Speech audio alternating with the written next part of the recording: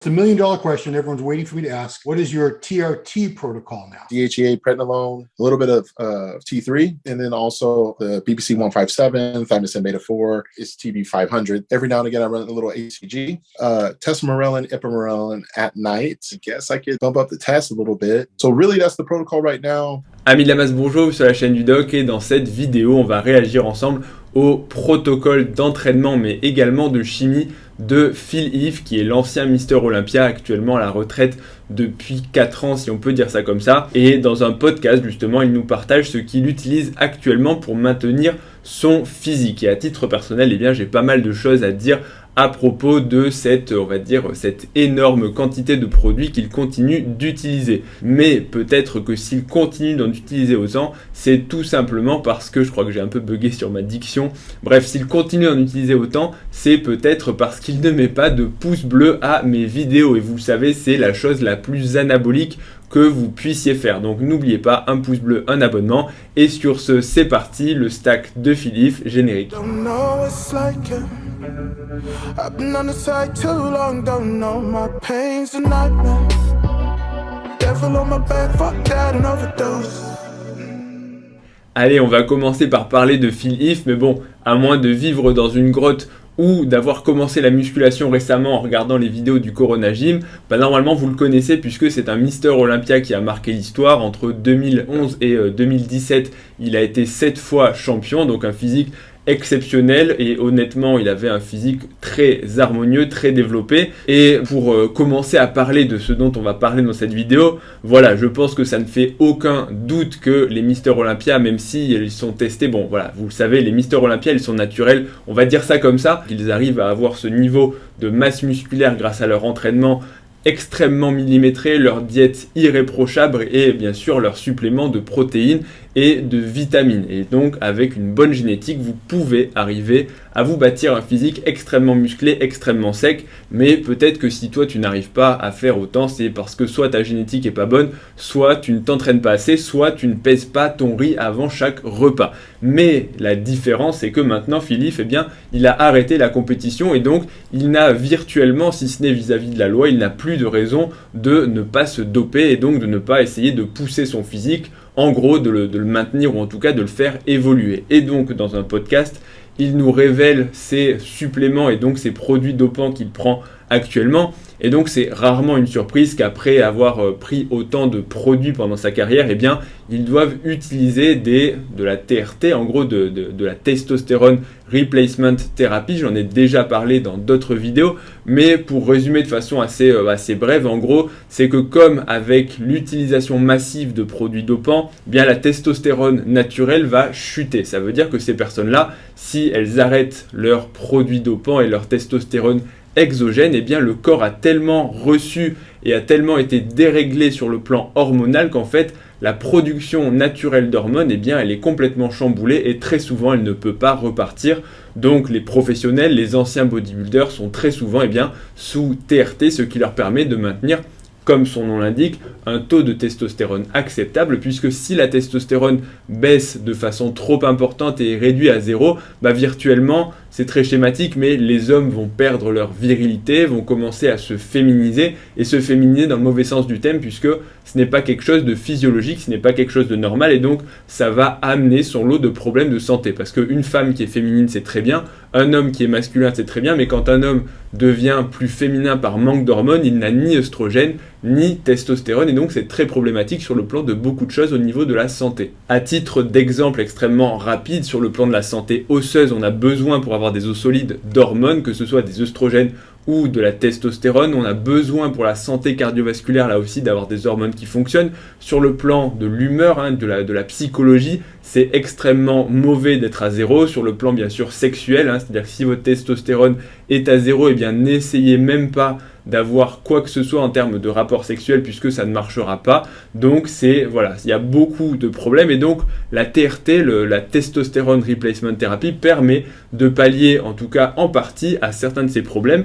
Et pour beaucoup de bodybuilders, ça leur permet également de continuer à s'entraîner, puisque ça va être un des points qu'on va aborder, mais finalement, une fois que vous vous êtes entraîné avec beaucoup de testostérone, si vous avez une testostérone à 0, que vous perdez tous vos muscles et que vous n'arrivez plus à développer de force, c'est décourageant et ça ne vous maintient pas en bonne santé. Donc, on va dire qu'à partir de là, ce n'est pas très étonnant que la plupart des professionnels, dont Phil Heath, surtout quand on voit ses photos récentes, où on se doute qu'il a diminué son régime de compléments alimentaires, mais j'ai été choqué quand j'ai écouté le podcast, je l'écoutais tranquillement, et donc Phil Heath commence à dire voilà mon cycle actuel de produits, et je me doutais bien qu'il n'allait pas être à 0, mais je pensais que ça allait être 1, 2, voire peut-être au grand maximum 3 molécules. Je pensais qu'il allait dire voilà, je prends un peu de testostérone et éventuellement un autre truc, mais là il commence à énumérer une liste de produits qui est complètement, je pense, c'est mon opinion personnelle, mais complètement inquiétante pour une personne qui ne fait plus de compétition et surtout qui nous présente ça comme quelque chose comme étant, il dit ok, je fais plus grand chose, j'ai réduit, mais bon, je prends ça, ça, ça et ça. Et pour vous les lister, je les ai notés pour ne rien oublier, il prend actuellement pour se maintenir en forme, c'est ce qu'il explique, de la DHEA, donc du dihydroépiandrosténidione, c'est un androgène, du prednisolone, ce sont des corticoïdes, de la T3, donc ce sont des hormones thyroïdiennes. Il s'injecte également de l'HCG, donc de l'human chorionique gonadotrophine, c'est ce qu'utilisent les bodybuilders pour la relance. Il explique aussi avoir besoin d'injections de glutathion pour son système immunitaire et il utilise également des peptides, notamment, c'est ce qu'il nous dit, le BPC 157, le thymosin bêta-4, le TB500, tout ça c'est des noms un petit peu barbares, mais je suis allé regarder ce que c'est, puisque vous allez le voir juste après, les peptides, il y en a énormément, le thésamoréline et l'ipamoréline pour stimuler sa production d'hormones de croissance. Et donc tout ça, je me dis, ok, ça fait quand même, pour un professionnel qui a arrêté et qui est retraité et qui dit juste vouloir se maintenir en forme, ça fait quand même une liste de suppléments et de produits, on va pas se mentir, de produits dopants, puisque c'est absolument pas des choses qui sont disponibles soit en pharmacie, soit au Leclerc ou au Carrefour. Ce sont des choses qui sont à commander sur Internet, ce sont des produits dopants, des produits illégaux, et bien sûr des produits dangereux qui comportent des risques, et je vais les détailler, même si c'est pas le but de cette vidéo, je vais quand même détailler quelques petites choses pour toutes les personnes aussi qui seraient perdues, parce que je pense qu'avec tout ce nom de molécules, vous vous dites mais ok, pourquoi il prend tout ça, quel est l'intérêt? Donc de façon très rapide, donc voilà, on l'a dit, le DHEA c'est un androgène, ça permet de maintenir un niveau, on va dire, d'hormones mâles un peu plus élevé. La DHEA, ça a eu une grosse publicité il y a environ 15 ans, puisque c'était censé être une hormone anti-âge, et c'est un petit peu vrai, même si on s'est rendu compte que c'était beaucoup plus compliqué que ça, comme souvent dans les hormones, parce qu'il ne suffit pas d'apporter une hormone pour avoir l'hormone de jouvence. Comme l'hormone de croissance, toutes les personnes qui pensent que le fait de prendre de l'AGH comme les stars d'Hollywood, ça va les maintenir plus jeunes, c'est un petit peu vrai sur certains aspects, mais il y a toujours des effets secondaires qu'il faut malheureusement dépister, prévenir, donc il n'y a rien qui est totalement miraculeux. La deuxième chose, c'est donc le prednisolone, donc ce sont des corticoïdes, c'est comme quand vous prenez votre prednisone, ce sont des cousins, ce sont des anti-inflammatoires très puissants. Alors je ne sais pas exactement pourquoi est-ce qu'il prend ça, peut-être comme beaucoup de sportifs et beaucoup de bodybuilders pour l'effet, alors un petit peu booster bien sûr, parce que ça marche, les corticoïdes, ce sont des boosters extrêmement puissants, mais surtout ne les utilisez jamais dans cette optique-là, c'est vraiment mauvais à cause de tous les autres effets. C'est anti-inflammatoire et antalgique, c'est-à-dire que tous ceux qui ont des douleurs articulaires, c'est un des traitements des rhumatismes et de l'inflammation articulaire, puisque anti-inflammatoire extrêmement puissant, mais là encore ça vient avec son lot d'effets indésirables, c'est pas de la dépendance, mais on va dire que là encore, si vous utilisez des corticoïdes dans le long cours, le jour où vous arrêtez, votre système hormonal est complètement déréglé, et surtout les corticoïdes jouent sur de nombreux autres systèmes, et donc c'est clairement pas une hormone qu'on veut utiliser pour ni la prise de muscle ni rien du tout. L'autre chose, c'est quand même que le cortisol et les corticoïdes en général sont immunosuppresseurs, donc on se dit ok, il prend des corticoïdes, mais après il nous dit oui, dans le monde actuel on a besoin de booster son système immunitaire, et donc je m'injecte du glutathion.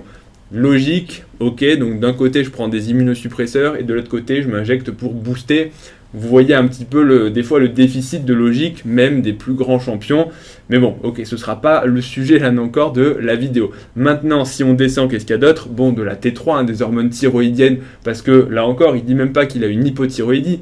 Il dit non, mais en gros, j'ai fait une prise de sang, mes hormones thyroïdiennes étaient correctes, mais je voulais mes niveaux de T3 et T4 un petit peu plus optimaux. Sous-entendu, ils sont dans la normale, mais ils sont peut-être un petit peu bas, et donc il se dit, si je booste mes hormones thyroïdiennes, je vais rester un petit peu plus sec, un peu plus métaboliquement actif, et peut-être que pour ma santé globale, ce sera mieux. Mais là encore, le problème, c'est que vous apportez encore une hormone exogène, et donc plus vous commencez à multiplier les hormones et à jouer à l'apprenti sorcier, et plus vous ne maîtrisez en gros rien de ce que vous faites, et surtout, le jour où il arrête, là encore, comme toutes les hormones, c'est quand même des choses qu'il faut prendre sur le long terme, parce que le corps, quand on lui apporte des hormones, il est feignant, il s'arrête d'en produire, et donc c'est un coup là aussi à être dépendant d'hormones thyroïdiennes pendant toute sa vie, donc je suis pas vraiment certain que ce soit quelque chose de très judicieux. Maintenant, le HCG, ça la plupart des gens vont connaître, c'est pour relancer et pour maintenir les testicules fonctionnels, en gros, c'est ce qui indique aux testicules qui les booste un petit peu pour continuer de produire de la testostérone naturelle. Donc là encore, c'est pas très étonnant qu'il ait besoin d'HCG après avoir participé à l'Olympia pendant plusieurs années. Je vais passer sur cette hormone. Et ensuite, on a tout ce qui va être les peptides, le TB500, tyrosine B4, BPC 150, je sais pas quoi, thésamoréline, etc. Donc thésamoréline et hypamoréline, ce sont des peptides qu'on peut trouver sur internet, après m'être renseigné, qui vont en fait stimuler la synthèse d'hormones de croissance. Ce qu'il explique, c'est qu'il a pris bien sûr de l'hormone de croissance pendant ses années de compétition à Olympia. Là encore, le jour où tu arrêtes, tu n'as pas forcément de carence en hormones de croissance, mais tu te dis toujours, ok, peut-être que je serai un petit peu mieux avec un taux d'hormones de croissance supérieur. Donc le but de ces peptides, ça va être en fait, c'est pas tout à fait ça, mais c'est l'hormone qui vient juste avant l'hormone de croissance, et donc quand tu injectes le peptide, tu vas stimuler ta production d'hormones de croissance naturelle. Donc c'est ce qu'il dit, le soir, une petite injection de ces stimulateurs, de ces stimulants de la GH pour augmenter mon taux naturel. Et enfin, les autres, le BPC, etc., en gros, ce sont des peptides qui permettent de régénérer les tissus, à la fois par un effet anti-inflammatoire, ça diminue l'inflammation dans les tissus, ça va augmenter le recrutement des cellules souches, ça va sécréter des facteurs de croissance, etc., pour réparer tout ce qu'ils appellent donc les tissus mous, c'est-à-dire les tendons, les muscles, les cartilages, et en gros tout ce qui n'est pas de l'os. Tout ce qui n'est pas de l'os, c'est du tissu mou, et donc ces peptides vont permettre d'augmenter la récupération, et c'est utilisé dans le sport comme produit bien sûr dopant, pour tout simplement récupérer plus vite après des entraînements, et donc potentiellement s'entraîner de façon plus intense. Donc déjà voilà, je pense que là déjà vous commencez à concevoir, et peut-être comme moi, ou peut-être que je suis juste naïf, mais que en fait même un pro, quand il arrête, il continue d'utiliser autant de produits finalement, ou presque autant. On peut même se poser la question de ce qu'il prenait vraiment quand il était avec son meilleur physique, parce que s'il prend tout ça juste pour maintenir et éviter de trop perdre, voilà, moi je suis quand même assez dubitatif. Dans cette vidéo, le but ce sera pas de parler des effets indésirables et des dangers en gros des produits. Je pense que je l'ai assez fait sur la chaîne, et vous connaissez ma position sur le sujet des produits dopants, etc. Mais il y a quand même des petites choses que je voudrais signaler et discuter. La première, c'est que, comme on le voit, un des effets, je pense, sous-estimés de l'utilisation des produits dopants, et effectivement, le danger, il n'est pas sur la personne qui va faire un seul cycle, même si il y a des effets, il y a des risques, et ça reste quelque chose de dangereux. Le danger est, entre guillemets, relativement faible. Ce sont des dangers qui vont être cumulés en fonction du nombre de molécules, en fonction du type de molécules et de leur puissance, on va dire ça comme ça, mais aussi sur le nombre d'années cumulées. En gros, il y a les effets qui sont directs et qui sont relativement rares, mais c'est un peu comme quand on fume, c'est pas une cigarette, c'est le fait de fumer beaucoup de cigarettes pendant longtemps qui va tout abîmé. Les produits dopants, c'est pareil. Bon, à la différence que ce sont des hormones, et donc après un cycle, s'il est mal fait, on peut quand même se flinguer le système hormonal, mais c'est aussi qu'en fait, une fois qu'on rentre dans cette utilisation de produits dopants, on a tendance à très souvent ne plus en sortir, parce que une fois qu'on a goûté en fait à l'entraînement en étant dopé, en soulevant des grosses charges, en prenant beaucoup de muscles, en récupérant beaucoup mieux, le jour où tu arrêtes, on t'enlève tout ça, et tu te dis, mais attends, pourquoi je vais aller m'entraîner naturellement alors qu'en fait je soulève beaucoup moins lourd, je prends beaucoup moins de muscles, et que les résultats, en fait, non seulement j'ai plus de résultats, mais surtout je suis en train de perdre tout ce que j'avais construit. Et donc c'est très difficile, et j'aime beaucoup comparer ça à l'utilisation dans les jeux vidéo des codes, les cheat codes. Quand tu joues à ton jeu vidéo, tu es tranquille, et tu apprécies le jeu, tu apprécies le chemin, tu apprécies la progression, et puis tu lis le code pour l'argent illimité, les armes illimitées, etc.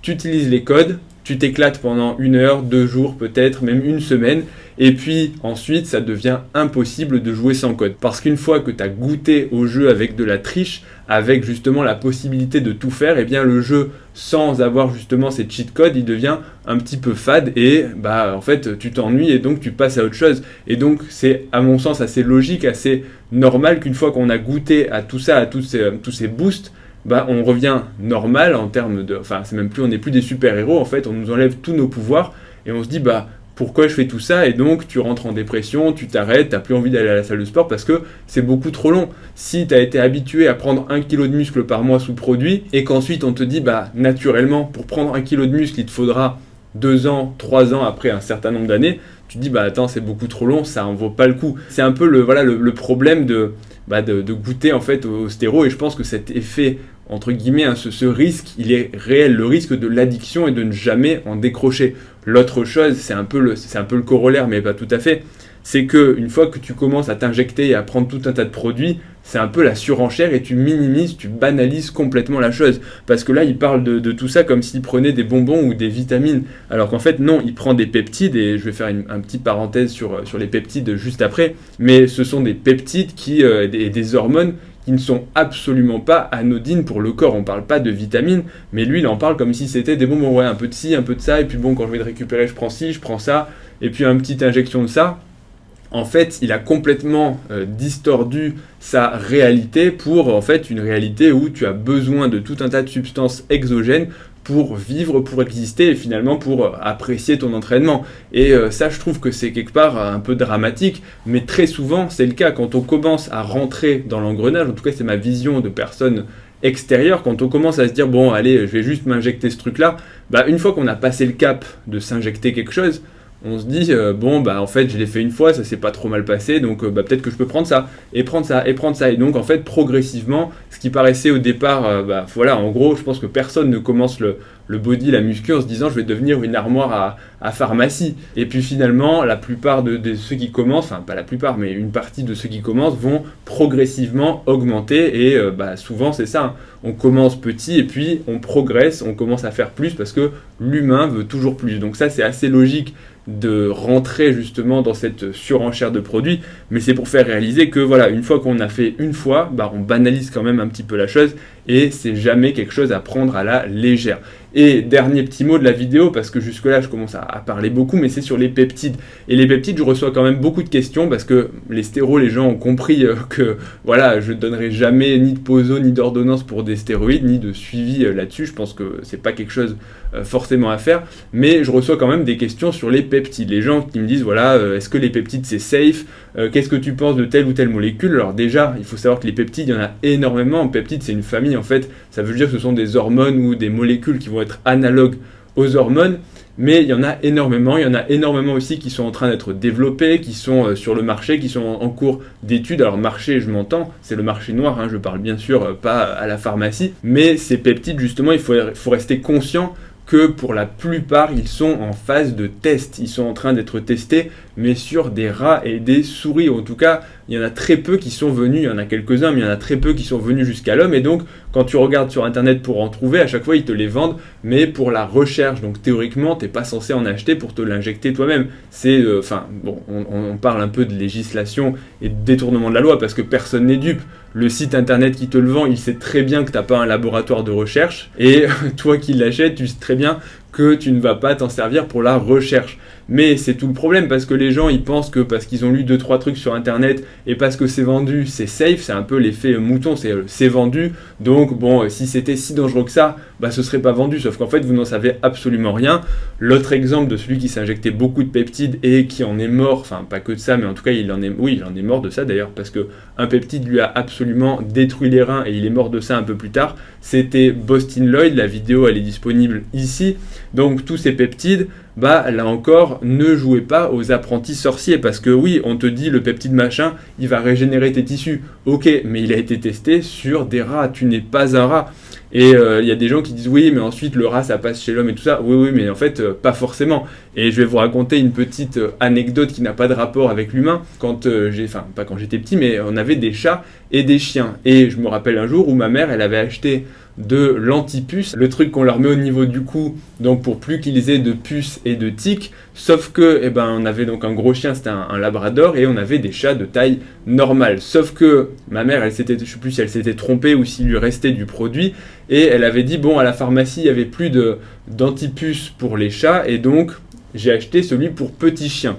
Et elle avait dit dans sa tête, elle avait dit bon bah gros chat, petit chien, bah ce sera pareil. Et elle avait utilisé cet antipuce sur les chats. Le souci c'est que bah elle a failli les tuer. Heureusement ils sont pas morts, mais ils ont commencé à se démanger, ils ont commencé à avoir, enfin il y en avait une qui a eu des convulsions, a commencé à convulser, enfin en gros ils étaient dans un état catastrophique. On a appelé le centre antipoison, on les a vite douchés pour rincer ce produit en fait. Et le centre antipoison nous a dit mais en fait il faut surtout pas mettre de l'antipuce pour chien sur le chat parce qu'en fait c'est presque la même molécule sauf que eh bien, le chat n'a pas l'enzyme pour convertir le principe actif alors que le chien tu lui mets ça, le chien a l'enzyme et il va convertir en molécule antipuce. Le chat il ne l'a pas et c'est pour ça que le truc du chat est plus cher parce qu'en fait il est déjà converti. Donc le chat il ne va pas le convertir, il ne va pas l'éliminer et en fait ça va s'accumuler et ça va le tuer. Donc vous n'êtes pas des souris et c'est pas parce que la souris elle a l'enzyme X ou Y pour convertir le peptide que ça va marcher chez l'humain. Vous n'êtes pas à l'abri d'une mauvaise surprise. Donc très clairement ne jouez pas aux apprentis sorciers sur les peptides, c'est vraiment la dernière des choses que je recommande. À la limite prenez, enfin c'est pas un conseil bien sûr, mais prenez directement les produits, les produits dopants, les stéroïdes qui ont été éprouvés depuis 50 ans ou 40 ans, mais n'allez pas jouer au rat de laboratoire. Et ce sera le dernier message de la vidéo. J'espère que ça aura été assez clair, mais voilà pour cette vidéo. Alors c'est pas un coup de gueule, mais oui clairement Philippe, ça m'a choqué d'entendre ce podcast. Et d'ailleurs, dis-moi aussi si toi aussi ça t'a choqué ou si je suis vraiment quelqu'un de naïf. Allez, c'est fini pour la vidéo. N'oublie pas un pouce bleu, un abonnement si ça t'a plu. Retrouve-moi aussi sur Instagram ledoc.pm pour des vidéos d'1 minute sur le sport et la santé. TikTok également. Et puis, je vous dis à bientôt pour la prochaine vidéo. Salut à tous.